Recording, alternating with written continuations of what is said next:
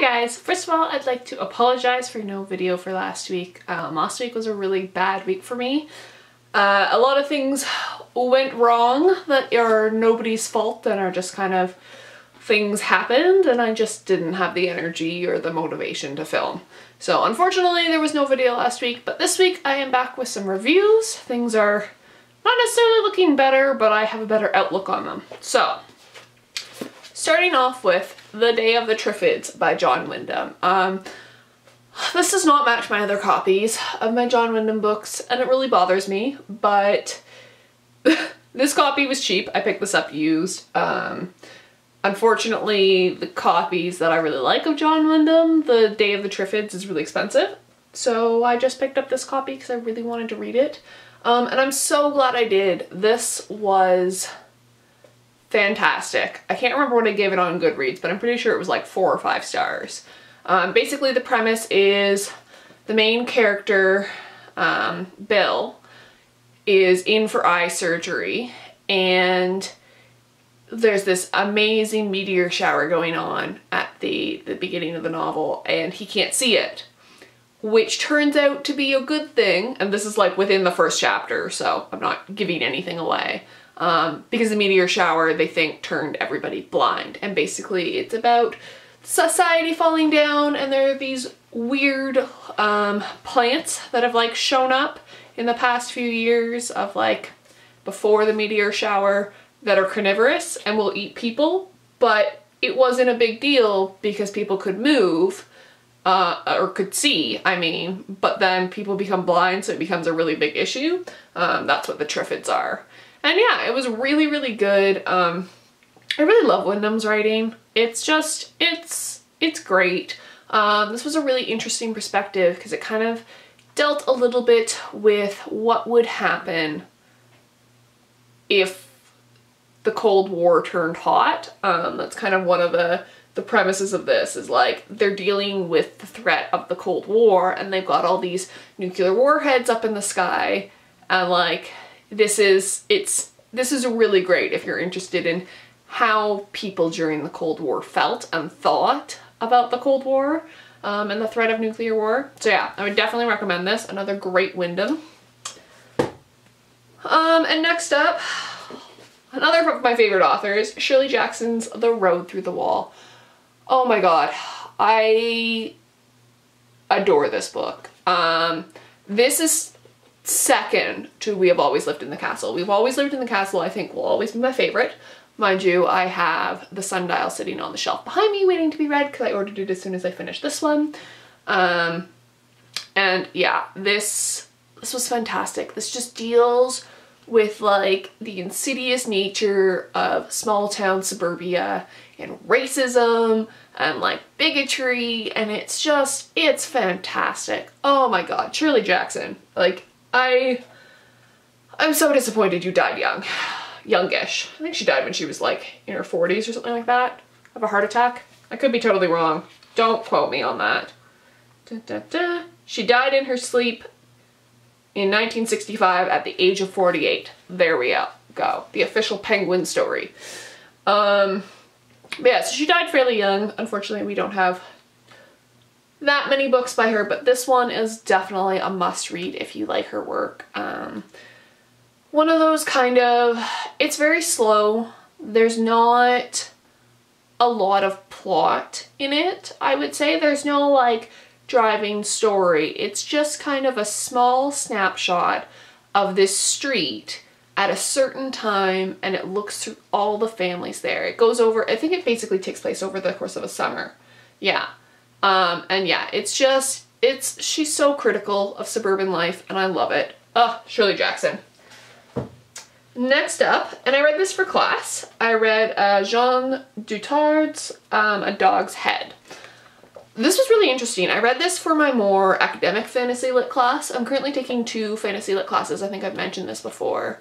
And one of them is far more academic than the other one. In one we're reading like Game of Thrones and like The Color of Magic, and it's really fun and great, but I much prefer the academic one because I'm a giant nerd and I like reading more academic works.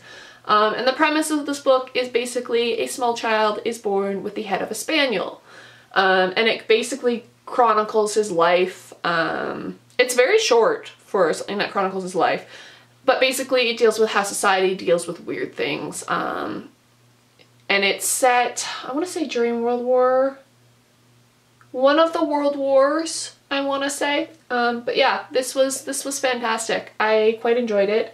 I think I gave it 3 stars just because it's a bit slow moving, and yeah, but really, really interesting. I'm actually going to write a paper on this, so as I'm thinking about it, I'm getting more and more intrigued about this. I think I'm comparing this and Fahrenheit 451 and looking at identity, in case you're curious about what papers I have to write for the rest of my academic career, because I'm almost done. But yeah, if you're interested in like kind of surreal fantasy, I'd give this a go.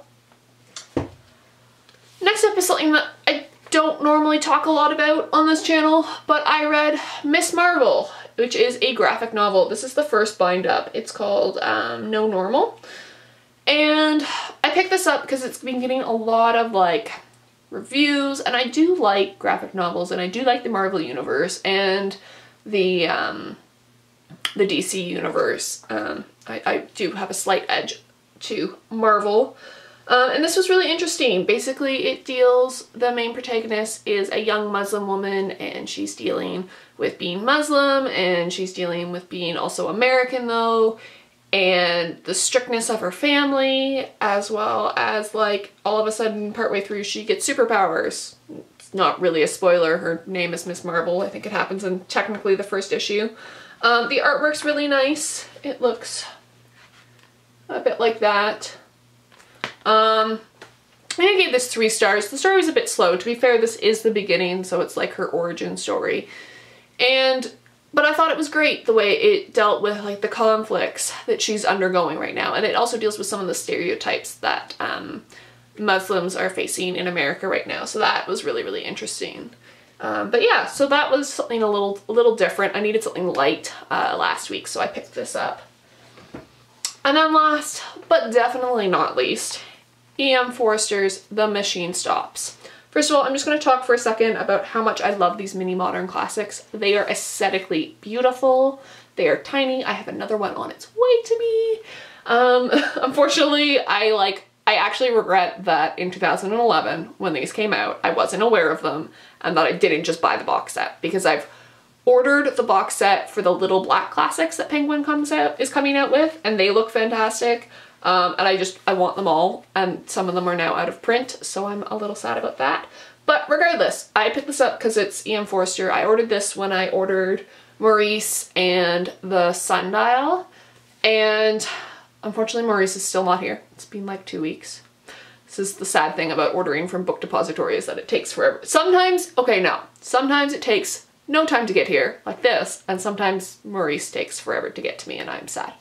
But this contains 2 short stories, The Machine Stops and The Celestial Omnibus. I'm going to talk about The Machine Stops first, and then The Celestial Omnibus. The Machine Stops, oh my god, guys. E.M. Forster wrote this like 100 years ago, and he is so spot on. This is a speculative fiction piece, and it's along the lines of George Orwell and Huxley and I guess Wyndham too, for that matter. He is so scarily spot on. And I'm gonna read you this quote, which is on the inside cover, so it's not a spoiler. And it is, "You talk as if a god had made the machine," cried the other. "I believe that you pray to it when you are unhappy. Men made it. Do not forget that." And it gives me chills.